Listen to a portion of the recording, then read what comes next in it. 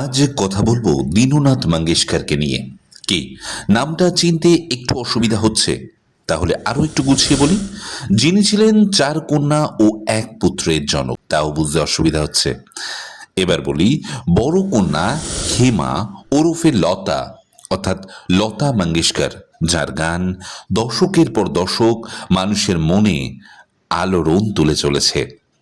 লতাজি, লতা মঙ্গেশকর, তিনি আজ আমাদের মধ্যে নেই ঠিকই, কিন্তু জানতে তো ইচ্ছে করেই তার ফেলে আসা দিন, তার শৈশব, তার সঙ্গীত জগতে প্রবেশ কেমন ছিল। চলুন আজ সে বিষয়ে একটু আলোকপাত করা যাক।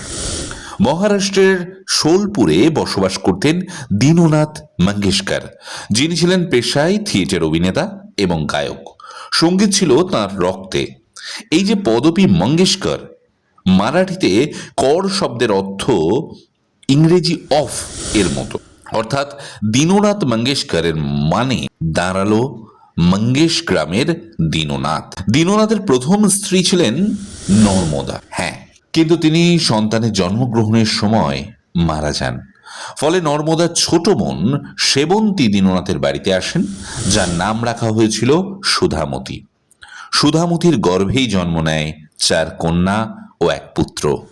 তাদের নাম হেমা, মীনা, আশা, উষা ও হৃদয়নাথ। এই হেমাকেই দীননাথ ডাকতেন লতা বলে। আর এই লতা নামই বিশ্বখ্যাত হয়ে ওঠে ধীরে ধীরে।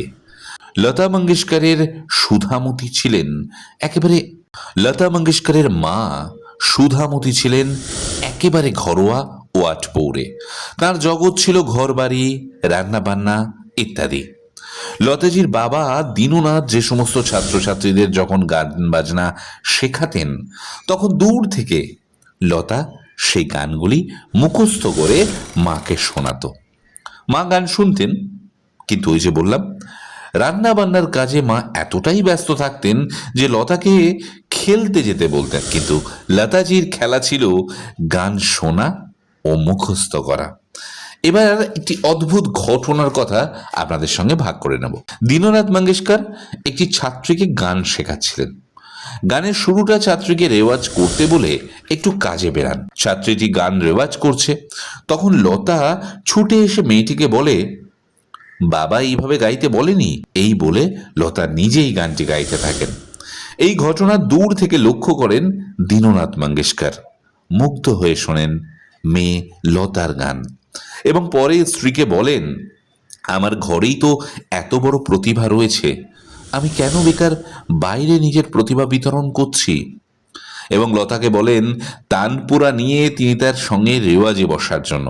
মন থেকে এটাই চাইছিলেন লতা মঙ্গেশকর। শুরু করলেন রেওয়াজ। তখন কিন্তু বয়স মাত্র 5 বছর। তখন কে ভাবতে পেরেছিল যে এই মেয়ে ভবিষ্যতে সিনেমায় গান গেয়ে দেশজোড়া শুধু নয়, বিশ্বজোড়া খ্যাতির অধিকারী হবে। এবার বলবো সেই সময়ের কথা, যখন 4 বোন ও 1 ভাইয়ের সব দায়িত্ব এসে পড়ল তাঁর ঘাড়ে। মাত্র 41 বছর বয়সে হৃদরোগে আক্রান্ত হয়ে মারা যান দীননাথ, অর্থাৎ লতা মঙ্গেশকরের বাবা। মা সুধামতী দুনিয়াদারির কিছুই বোঝেন না, গোটা দায়িত্ব লতার উপর।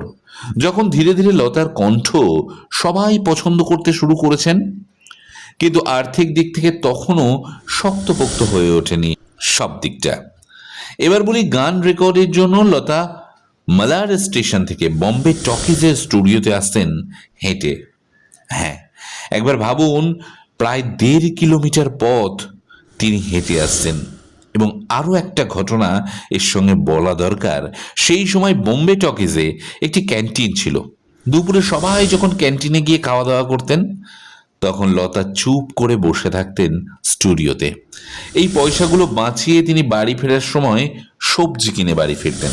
অর্থাৎ তার গান দিয়ে যেমন তিনি কোটি কোটি মানুষের মন ভরিয়ে রেখেছিলেন, তেমনি তার পিতৃহারা সংসারকে তিনি 2 হাতে আগলে রেখেছিলেন। লতা মঙ্গেশকর একবার রেকর্ডিংয়ে বেরোচ্ছেন লতা। এমন সময় কোনো একটি কারণবশত ইনকাম ট্যাক্সের রেইড হলো তার বাড়িতে। অফিসাররা যখন বলেন এক্ষুনি টাকা দিতে হবে, নইলে গাড়ি নিয়ে নেওয়া হবে, লতার পরিষ্কার উত্তর, গাড়ি নিয়ে নেন, কিন্তু তাকে একটু স্টুডিওতে আগে ছেড়ে দিন, কেননা তার গানের রেকর্ড আছে। এতটাই ভালোবাসতেন গানকে। তার সারা জীবনের আফসোস, শাস্ত্রীয় সঙ্গীতের চর্চা তিনি সেভাবে করে উঠতে পারেননি। আবার সংসার চালাতে সিনেমায় প্লেব্যাক করা ছাড়া উপায়ও ছিল না। সেখানে সারাটা দিন চলে যেত। কখন গাইবেন শাস্ত্রীয় সঙ্গীত, যখন শুনতে চাওয়া হয় তার প্রিয় গানের কথা, অর্থাৎ তার প্রিয় গান কোনটি, তখন তিনি নিজের গানগুলির কথা বাদ দিয়ে মীরার ভজনের উল্লেখ করেন। যতবার সিনেমার গান রেকর্ড করেছেন প্রতিবারই ভাবতেন এটাই তার প্রথম গান। গাইবার আগে গানের কথা তো বুঝতেনই, সঙ্গে তার ঠোঁটে গানটি থাকবে তা জানতেন। অর্থাৎ গানের ব্যাপারে এতটাই সিরিয়াস ছিলেন তিনি। অর্থাৎ সবসময় তার মনে এটা কাজ করত যে সুরকার যেন না বলে যে আমি যে সুর বসিয়েছি সেইভাবে গানটা গাওয়া হলো না। অর্থাৎ সেদিকে সবসময় সচেতন সজাগ থাকতেন লতা মঙ্গেশকর। এটাই তো তার মানে শ্রেষ্ঠত্বের পরিচয়, তিনি এইভাবেই রেখে যেতেন। একবার সুরকার অনিল বিশ্বাস দিলীপ কুমারের সঙ্গে পরিচয় করিয়ে দিলেন লতার। দিলীপ কুমার বলেন, মারাঠি মারাঠি জুবান কুছ ডাল ভাত কি তারা লাগতা হয়, অর্থাৎ মারাঠি উচ্চারণে হিন্দি বা উর্দু সঠিক হয় না। এই কথাটিকে হালকাভাবে নেননি লতা। পরবর্তীতে এক মৌলভীর কাছে উর্দুও শেখেন, ফলে উর্দু উচ্চারণে কেউ আঙুল তুলতে পারেননি। গানকে নিখুঁত করার জন্য যা করার দরকার, যতদূর যাওয়ার দরকার সবটাই করেছেন তিনি। প্রায় 20টি ভারতীয় ভাষায় 25 থেকে 30,000 গান গেয়েছেন লতা মঙ্গেশকর, যার কণ্ঠ আওয়াজ মানুষের মনে প্রাণে সব সময় জীবন্ত। প্রণাম আপনাকে লতাজি, ভালো থাকবেন খুব, আর আপনার আশীর্বাদ থাকুক আমাদের সকলের উপর।